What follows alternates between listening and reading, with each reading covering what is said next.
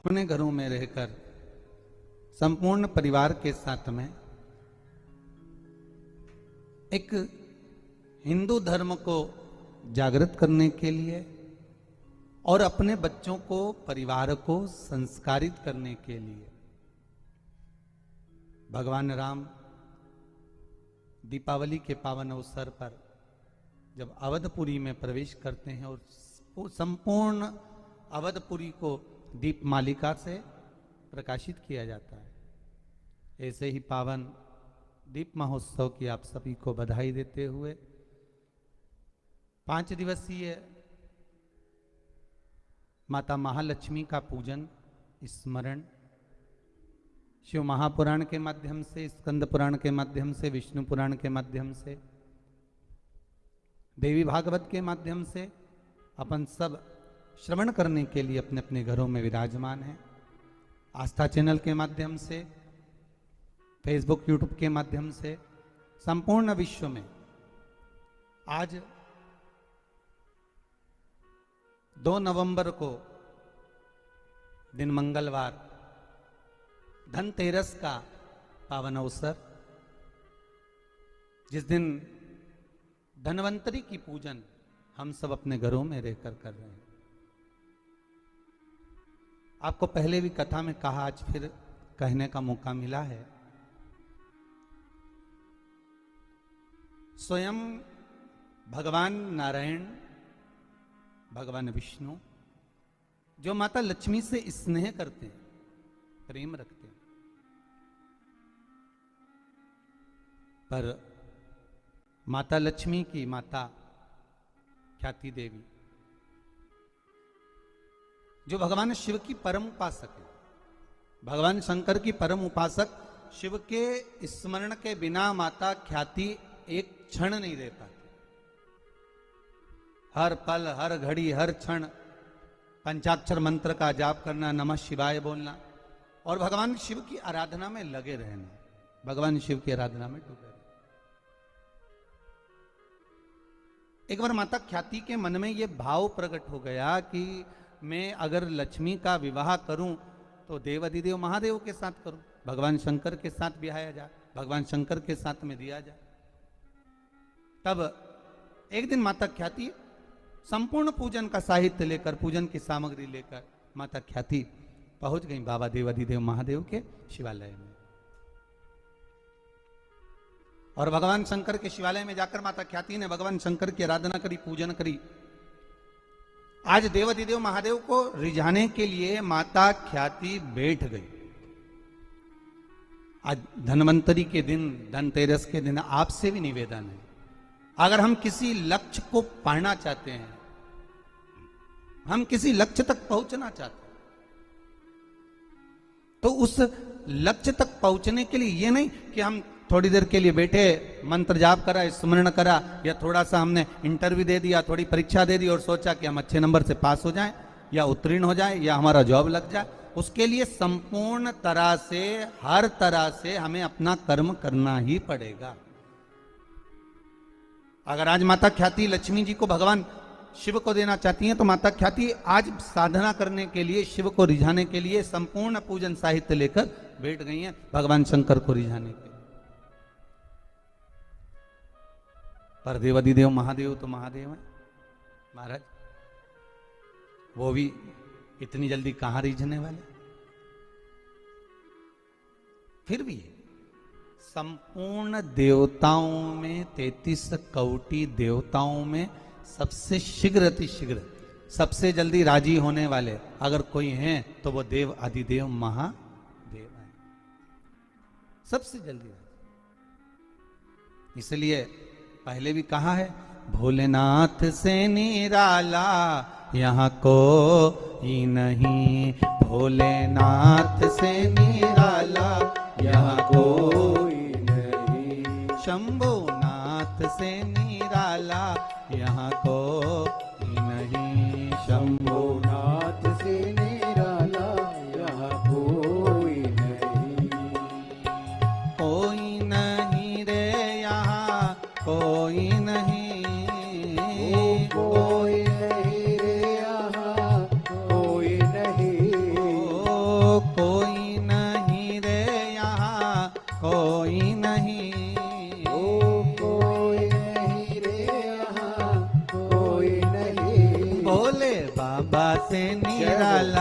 यहाँ कोई नहीं। बोले बाबा से निराला यहाँ कोई नहीं। शंभुनाथ से निराला यहाँ कोई नहीं। शंभुनाथ से निराला यहाँ कोई नहीं। कोई नहीं। शंभु बाबा से निराला यहाँ कोई नहीं।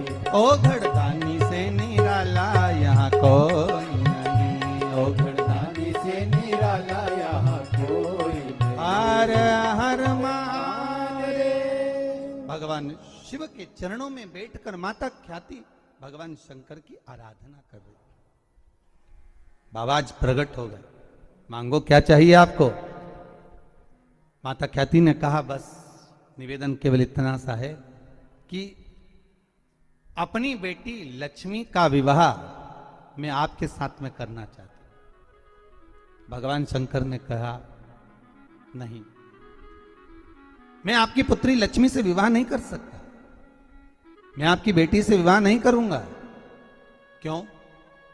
तुरंत मां बार बार ख्याति देवी कह रही हैं और बाबा मना कर देते हैं, क्योंकि बाबा ने कहा ख्याति, ओ माता ख्याति, आपकी बेटी माता लक्ष्मी भगवान नारायण के लिए बनी।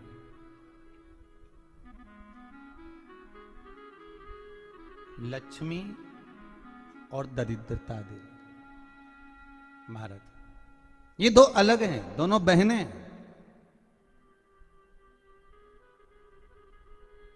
लक्ष्मी भगवान विष्णु के साथ में बिहार रही हैं, दरिद्रता दुसाह मुनि के साथ में बिहार रही हैं। शायद इसीलिए हमारे हिंदू धर्म के अंतर्गत माता लक्ष्मी का जहां पूजन होता है, माता लक्ष्मी की जहां आराधना होती है, वहां से दरिद्रता को बाहर निकाल दिया जाता है।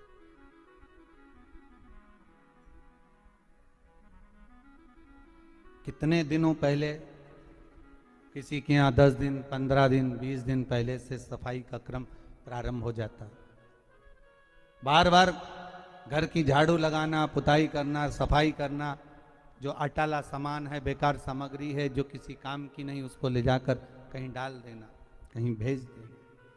घर को सुरक्षित साफ, क्योंकि लक्ष्मी उसी घर में प्रवेश करती है जहां पर निर्मलता होती है। दरिद्रता वहीं प्रवेश करती है जहां आलस हो, बहुत सारा कबाड़ा जिसके यहाँ पड़ा हुआ हो, बहुत सारा फैलारा जहां पड़ा हुआ हो, झूठे बर्तन जहां पड़े हुए हों, झूठी सामग्री जहां पड़ी हुई हो, वहां पर दरिद्रता का प्रवेश हो जाता है, वहां दरिद्रता प्रवेश कर जाती है। लक्ष्मी का स्मरण भगवान शिव कह रहे हैं, ख्याति, ओ माता ख्याति, अगर आपको लक्ष्मी को देना है तो भगवान विष्णु को दीजिए। पर भगवान विष्णु को लक्ष्मी मिले, भगवान नारायण ने कहा मैं विवाह करने को तैयार हूं, लक्ष्मी से विवाह करूं, पर बात केवल इतनी सी है कि लक्ष्मी मेरे चरणों में रहे। आप सबसे एक निवेदन करूं, इस धनतेरस के माध्यम से जितने भी भारत भूमि के आप आस्था चैनल पर पूरे विश्व में जो कथा श्रवण कर रहे हैं, धनवंतरी पूजन की, धनतेरस पूजन की, शिव द्वारा लक्ष्मी जी को मार्ग बताना और धनतेरस के दिन प्रत्येक जीव के घर में माता लक्ष्मी का पूजन होना, प्रवेश करना। महाराज, भगवान शिव स्वयं भगवान नारायण से कहते हैं कि आप लक्ष्मी को अपने चरणों में रखो। भगवान कहते हैं मैं रखने को तैयार हूं, पर लक्ष्मी मेरे चरणों में रहे, जहां मैं हूं वहां लक्ष्मी। महाराज, आप सबसे निवेदन है, घर में जितनी निर्मलता रखोगे, स्वच्छता रखोगे, जितना घर को साफ रखोगे, उतनी ही लक्ष्मी आपके यहां प्रवेश करेगी। पर केवल घर की सफाई से काम नहीं चलेगा। शिव महापुराण की कथा कहती है घर की सफाई के साथ में मन की भी सफाई होना चाहिए। काम, लोभ, आसक्ति, वासना, तृष्णा, ये सब हमारे भीतर भरा हो और हम सोचें कि भगवान हमारे घर में प्रवेश कर जाए तो कैसे प्रवेश करेगा। वो कहते हैं ना, हमने आंगन नहीं बुआरा, कैसे आएंगे हरि। अब तक गंदा पड़ा है द्वारा, कैसे आएंगे हरि। कैसे आएंगे हरि, कैसे आएंगे हरि। अब तक गंदा पड़ा है द्वारा, कैसे आएंगे हरि। हम केवल घर की सफाई ना करें, हमारे भीतर जो अहंकार समाया हुआ है, हमारे भीतर जो काम समाया हुआ है, हमारे भीतर जो आसक्ति भरी हुई है, हमारे भीतर जो लोभ भरा हुआ है, तृष्णा भरी हुई है, वो हम उसको निकाल दें। धनतेरस की पूजन का सबसे बड़ा महत्व यही है। अगर हमारे पास में जो है, हमारे को जो भगवान भोलेनाथ ने दिया है, हमको जो नारायण ने दिया है, उसी के अनुसार हम भगवान की सेवा करें। धनतेरस ये नहीं कहती कि आपके पास में कुछ नहीं है तो आप कर्जा कर कर चांदी के बर्तन खरीद के लाओ। धनतेरस ये नहीं कहती कि आपके पास में कुछ नहीं है तो कर्जा कर कर आप सोने की अंगूठी बनवा कर लाओ। धनतेरस ये नहीं कहती कि आपके पास में कुछ नहीं है तो कुछ घर का ही सामान बेचकर हम दूसरी सामग्री लेकर जाए। नहीं नहीं नहीं, धनतेरस कभी नहीं कहती। माता लक्ष्मी की कथा, धनवंतरी की कथा नहीं कहती कि आप कर्जा लेकर अपने घर में फ्रिज लाएं, वॉशिंग मशीन लाएं, या सामान लाएं, या कपड़े लाएं, या वस्त्र लाएं, या आभूषण लाएं। कई लोगों ने धनतेरस के महत्व को बिगाड़ दिया कि हमको धनतेरस के दिन सामान लेकर आना है, चांदी का बर्तन लेकर आना है, ये सामान लेकर आना है, वो सामान लेकर आना। लाओ, मना नहीं है। धनतेरस का दिन ही है, धनवंतरी का दिवस ही है। क्योंकि धनवंतरी देव जब मंथन के समय पर प्रकट हुए थे, महाराज शरद पूर्णिमा के दिन जब मंथन हुआ था तो उसमें चंद्र प्रकट हुए थे। मंथन का क्रम प्रारंभ हुआ। कार्तिक की द्वादशी के दिन जो मंथन हुआ उसमें कामधेनु गाय प्रकट हुई और मंथन प्रकट हुआ। त्रयोदशी आई, धनवंतरी देव प्रकट हो गए, जिनके एक हाथ में शंख है, दूसरे हाथ में चक्र है, तीसरे हाथ में सुंदर औषधि है और चौथे हाथ में सुंदर अमृत का कलश है। स्वयं धनवंतरी देव प्रकट होते। और ये धनवंतरी है कौन? भगवान विष्णु का ही एक अंश।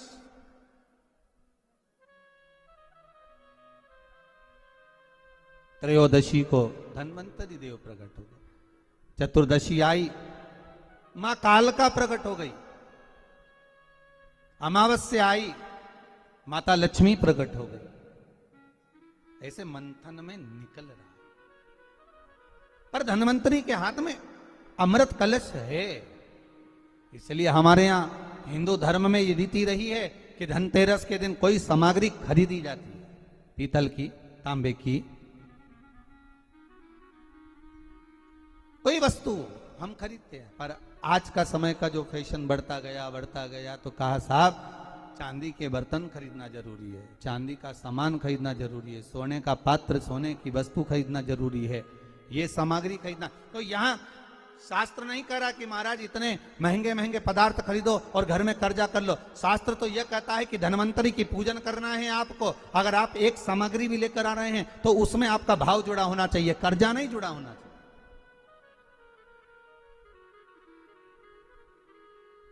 मेरा निवेदन रहेगा घर के बच्चों से भी, घर की माताओं से भी, घर की बहुओं से भी, घर की बेटियों से भी, आपके पिता, आपके घर के बुजुर्ग, आपके घर के बड़े, जिनकी जितनी सामर्थ्यता है और सामर्थ्यता के अनुसार अगर वो आपके यहां पर एक तांबे की एक प्लेट भी लाकर दे रहे हैं, तांबे का एक पात्र भी लाकर दे रहे हैं, एक छोटा सा वस्तु भी लाकर दे रहे हैं, तो आप समझना कि धनवंतरी देवता की कृपा हुई है और हमारे घर में आज ये वस्तु प्राप्त हुई है। हमारे घर में आज ये वस्तु आई है। उसी को आप स्वर्ण की मान ले, उसी को आप चांदी की मान ले और उसी का पूजन कर ले।